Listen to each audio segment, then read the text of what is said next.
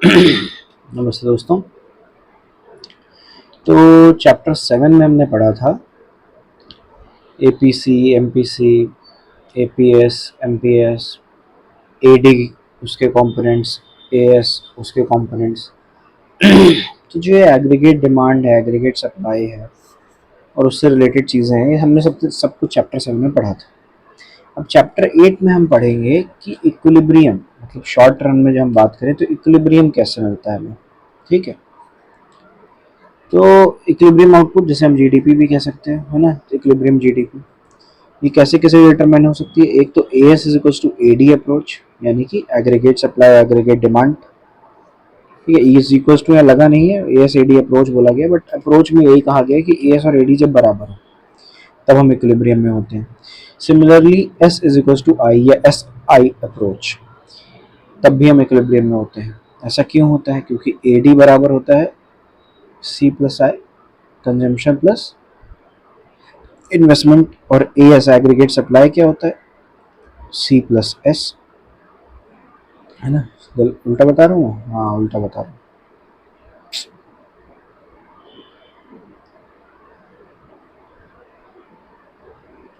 A D C plus आई, सही है, ठीक है। और A S C plus S, तो अब सी सी कैंसिल हो गया, है ना। मतलब कि अगर ए डी ए एस बराबर होंगे तो आई और एस बराबर होने चाहिए, क्योंकि सी तो बराबर होता ही होता है। ठीक, इसीलिए कहा गया S I approach. Shift in equilibrium, मान लीजिए इक्विलिब्रियम चेंज हो किसी वजह से, किस वजह से? एडिशनल इन्वेस्टमेंट की वजह से, डेल्टा आई, है ना। तो उसका क्या इम्पैक्ट होगा? फिर आप पढ़ोगे के, यानी कि इन्वेस्टमेंट मल्टीप्लायर, और वो क्या होता है और कैसे काम करता है। ठीक है, चलिए शुरू करते हैं। Concept of short run. पहले तो शॉर्ट रन क्या है? शॉर्ट रन मतलब कि छोटे समय के लिए, है ना। ये नहीं कि 10 साल 15 साल, ना, 1 साल 2 साल, 1 साल से कम। ठीक है, तो वो, या ये कहा जाए कि वो टाइम जिसमें टेक्नोलॉजी का कोई रोल ना हो, टेक्नोलॉजी चेंज ना हो रही हो, कांस्टेंट रह रही हो, उस टाइम के बीच में जब हम चीज़ें गिनते हैं, जीडीपी गिनते हैं, नेशनल इनकम गिनते हैं, एडीएस गिनते हैं, या हम इक्विलिब्रियम निकालते हैं, तो उसको बोलते हैं शॉर्ट रन में। ठीक है, कॉन्सेप्ट ऑफ इक्विलिब्रियम आउटपुट, यानी कि जब इक्विलिब्रियम जीडीपी या इक्विलिब्रियम इनकम बिल्कुल सही परफेक्ट लेवल पर। ठीक, ये कब होता है? जब जितनी सप्लाई हो पूरे मार्केट की या इकोनॉमी की, उतनी ही डिमांड हो। ठीक है, ये तभी हो सकता है जब ओपन इकोनॉमी हो। जब क्लोज इकोनॉमी होगी तो ये हमेशा बराबर ही रहेगा, जितना सब लोग मिलके कमाएंगे उतना ही सब मिलके खर्च करेंगे, सेव करेंगे, है ना। तो ये ओपन इकोनॉमी के केस में होता है। जहाँ एक तरफ एएस का मतलब होता है desired level of output in the economy, यानी वो आउटपुट जो हम चाह रहे हैं कि हो, वहीं ईडी होता है वो लेवल ऑफ आउटपुट जो बायर विश कर रहे हैं खरीदने के लिए। ठीक है, जो सेलर बेचना चाहते हैं, जो बायर खरीदना चाहते हैं, वो जब सेम हो जाएगा तो ऑब्वियसली कोई भी आ जाएगा। ठीक है, वही बात यहाँ पे इंग्लिश में कह दी गई है बस। अच्छा, इक्वालिटी एएस और एडी की क्या कहती है? कि वाई और एडी की इक्वालिटी। वाई क्या है? इनकम है। ठीक, टोटल इनकम। और वाई ही क्या होता है? सी प्लस एस होता है। तो हम कह सकते हैं कि एडी भी सी प्लस है, और एडी क्या होता है? सी प्लस आई होता है। ठीक, तो जब वाई सी प्लस एस है, एडी सी प्लस आई है, और हमें वाई इज टू एडी पे इक्विलिब्रियम स्टक होता है, हमें मालूम है, तो हम ये कह सकते हैं कि सी सी कैंसिल करो भाई, क्योंकि वो तो सेम होगा ही होगा हमेशा। तो यानी कि एस और आई अगर इक्वेट हो जाए तो ए डी और वाई इक्वेट हो जाएंगे। ठीक, तो यानी कि एस और आई बराबर होना भी इक्विलिब्रियम है। उसको हम कह सकते हैं ex ante saving and ex ante investment. Ex ante saving मतलब desired saving, ex ante investment मतलब डिजायर्ड इन्वेस्टमेंट। क्योंकि ये सारी चीज़ें हम फ्यूचर टेंस में बात कर रहे हैं, तो इसीलिए ये डिजायर्ड वाली हैं। ठीक, अब इक्विलिब्रियम निकलता कैसे है? ए एस ए डी कब बराबर होते हैं या कैसे बराबर साबित होते हैं, या एस आई कब बराबर होता है, कैसे बराबर साबित होता है।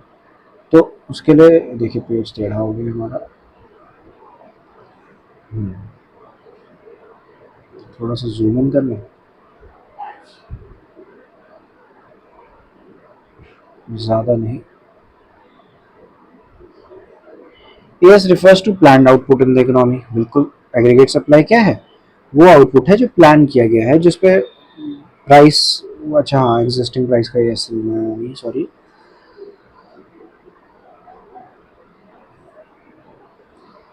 It is an economy with excess capacity where S responds proportionately to AD, मतलब कि डिमांड के हिसाब से सप्लाई अगर बदलने लग जाए, प्राइस से कोई लेना देना ना रहे, तो उस इकोनॉमी को एक्सेस कैपेसिटी वाली इकोनॉमी कहा जाता है।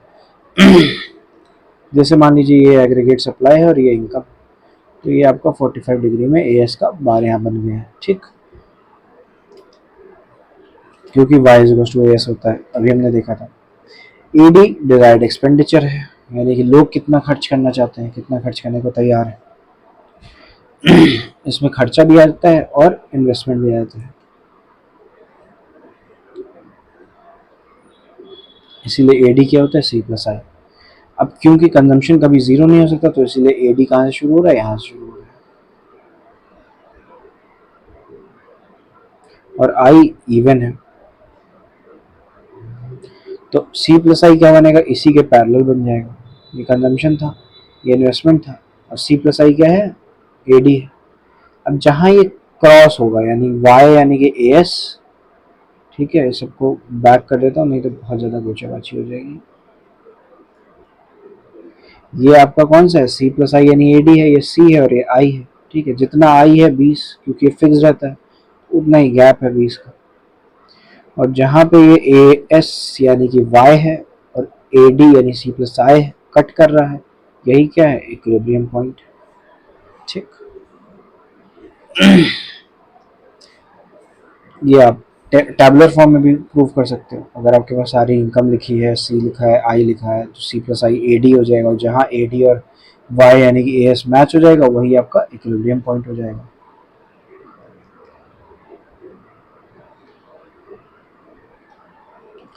अब ए एस जब ए डी से ज़्यादा होता है तो क्या होता है, एक्युमुलेशन ऑफ अनप्लान्ड इन्वेंट्री, मतलब कि सप्लाई ज़्यादा है, ठीक है, जो प्लांट सप्लाई है वो ज़्यादा है, प्लांट डिमांड कम है, यानी एक्सपेंडिचर कम है प्लांट वाला, तो क्या होगा, सामान बनेगा ज़्यादा, खरीदा कम जाएगा, तो क्या होगा, अनप्लान्ड इन्वेंट्री, यानी कि जो सोचा नहीं वैसी इन्वेंट्री इकट्ठा होनी चाहिए लगेगी, जो कि अनडिजायर्ड भी होगी, इंसान चाहता भी नहीं सामान इकट्ठा करना। और उसके बाद अगर एएस घट जाए एडी से, तो अनडिजायर्ड या अनप्लान्ड इन्वेंट्री घटने लगेगी, वो सामान भी बिकने लगेगा जो आपके पास बना रखा हुआ है।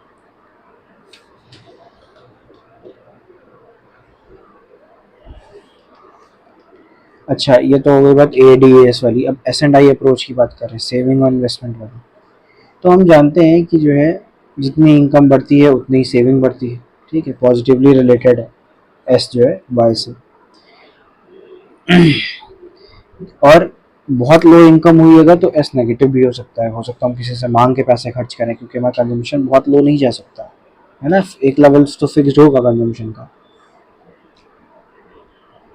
आई फंक्शन यानी कि ऑटोनोमस, तो आई इंडिपेंडेंट है, ठीक है, वो वाई पे डिपेंड, वाई पे डिपेंड नहीं करता है, ठीक।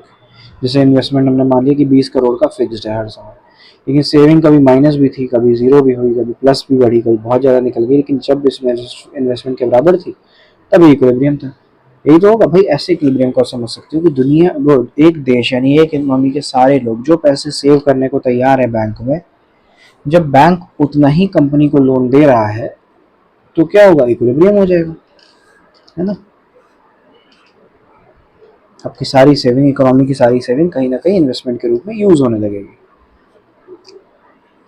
अच्छा, एस आई से ज़्यादा हो, सेविंग ज़्यादा हो, इन्वेस्टमेंट कम हो, तब क्या होगा, तब भी अनप्लान्ड इन्वेंट्री इकट्ठा होने लगेगी। भाई पैसे जमा ज़्यादा कर रहे हैं सब लोग मिलके, लेकिन उसका लोन बैंक नहीं दे पा रहा है, तो बैंक के पास इन्वेंट्री इकट्ठा होने लग गई। या अगर वो बैंक लोन दे रहा है, कंपनियां जो है सामान उतना नहीं बेच पाएंगी क्योंकि सेविंग ज़्यादा है, लोग उतना खर्च नहीं कर रहे, तो कंपनियों के पास इन्वेंट्री यानी अपना स्टॉक इकट्ठा होने लगेगा। उल्टा भी हो सकता है, सेविंग कम हो, इन्वेस्टमेंट ज़्यादा, तो जो पुरानी सेविंग है या पुराना स्टॉक है वो सब खर्च होएगा, यूज़ होने लगेगा। ये सब ग्राफिकल रिप्रेजेंटेशन है उसी का, ठीक।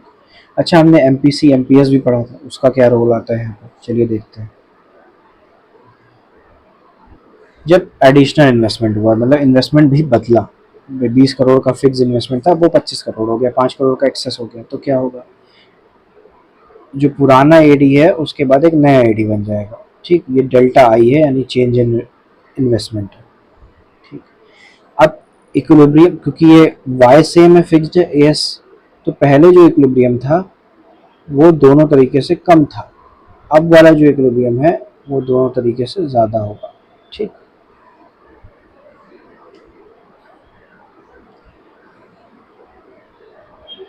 Additional investment has multiplier effect. आप देख रहे हो कि ये जो इन्वेस्टमेंट बढ़ा है वो कितना बढ़ा है,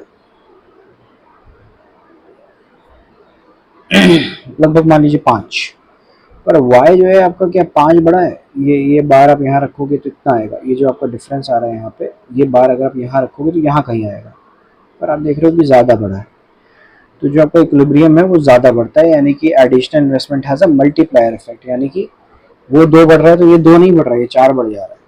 ठीक, इन्वेस्टमेंट मल्टीप्लायर को हम क्या कह सकते हैं, के, ये कितना होता है delta Y by delta I, मतलब कि आय के यानी इन्वेस्टमेंट के चेंज होने के मुकाबले वाई यानी इनकम में कितना चेंज हो जा रहा है ना, या एक आ जाए एग्रीगेट सप्लाई में कितना चेंज हो जा रहा है, वो मल्टीपल्स जो है मल्टीप्लायर कहलाता है, यानी कि रेशियो जो है वो के कहलाता है, इन्वेस्टमेंट मल्टीप्लायर। ठीक, अब यही के क्या है, 1/1 माइनस एमपीसी, यानी कि एमपीसी यानी मार्जिन प्रोपेंसिटी टू कंज्यूम, जो आपने पिछले चैप्टर में पढ़ा था, उसके और के बीच में क्या रिलेशन है, ये रिलेशन, यानी कि पॉजिटिव डायरेक्ट रिलेशनशिप। अगर एमपीसी बढ़ा, मान लीजिए ये 0.8 0.6 था, ठीक,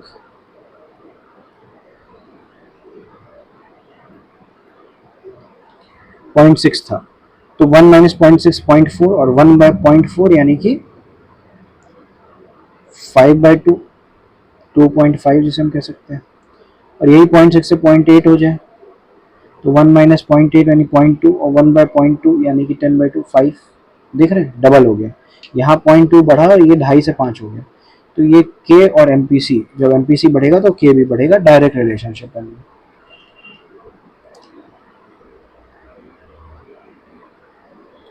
और क्योंकि 1 माइनस एमपीसी एमपीएस होता है तो इसीलिए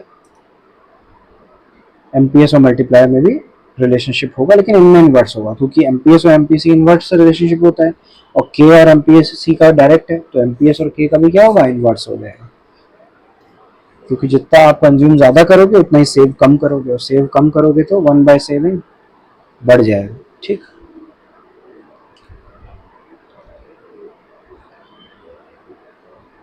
अरे ये पेज रिपीट हो गया। अब पढ़ते हैं मल्टीप्लायर का मैकेनिज्म, ये जो इन्वेस्टमेंट मल्टीप्लायर है ये किस तरीके से काम करता है कंजम्पशन के चेंज होने पर।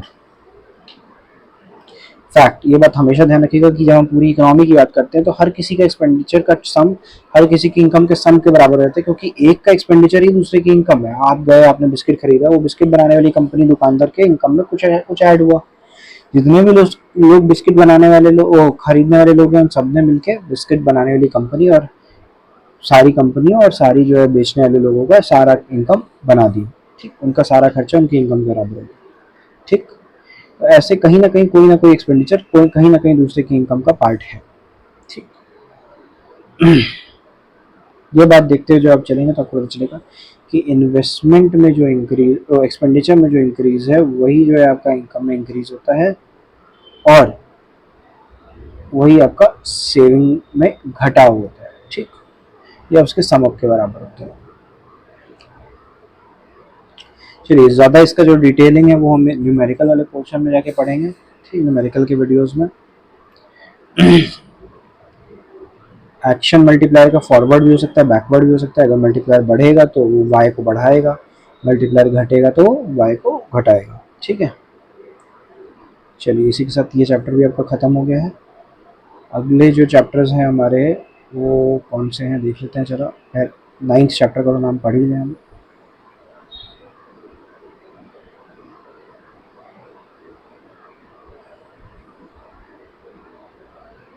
सब न्यूमेरिकल्स हैं। न्यूमेरिकल का आपका बहुत बड़ा पोर्शन है इन सारे चैप्टर्स में। जो मैं मैक्रो इकोनॉमिक्स का जो न्यूमेरिकल वीडियोस बनाऊंगा तो आपको डिटेल में सब समझ में आएगा कि ये माइनस प्लस इंटू डिवाइड ये हो क्या रहा है और क्यों। ठीक है, और उसमें मैं ये फॉर्मूले जो मैंने एक्सप्लेन किए ये भी दोबारा एक्सप्लेन करूँगा। अभी मैं बेसिकली कई बार बता चुका हूँ, ये जो वीडियोस हैं ये केवल थियोरेटिकल हैं, इनमें मैं केवल वो पोर्शन कवर कर रहा हूँ जिसमें से आपके थ्योरी क्वेश्चन बन सकते हैं, ठीक है, चाहे वो अकाउंटेंसी हो चाहे वो इकोनॉमिक्स हो, चाहे 11th चाहे 12th, सब में मैं यही कर रहा हूँ। 9 चैप्टर आप करेगा problem of deficient demand and excess demand. ठीक, अभी तो हम आउट इक्विलिब्रियम देख रहे थे जब डिमांड और सप्लाई सेम थी, लेकिन सप्लाई के मुकाबले डिमांड बदल दे, जब सप्लाई और डिमांड जो पहले थे उसके मुकाबले डिमांड बदल जाए, घट जाए या बढ़ जाए, तो क्या होगा, वो प्रॉब्लम क्या क्रिएट होगी और उससे उसका क्या क्या मतलब होगा, उसको कैसे करेक्ट करेंगे, ये सब हम पढ़ेंगे। ठीक है, चलिए मिलते हैं अगले वीडियो में, धन्यवाद।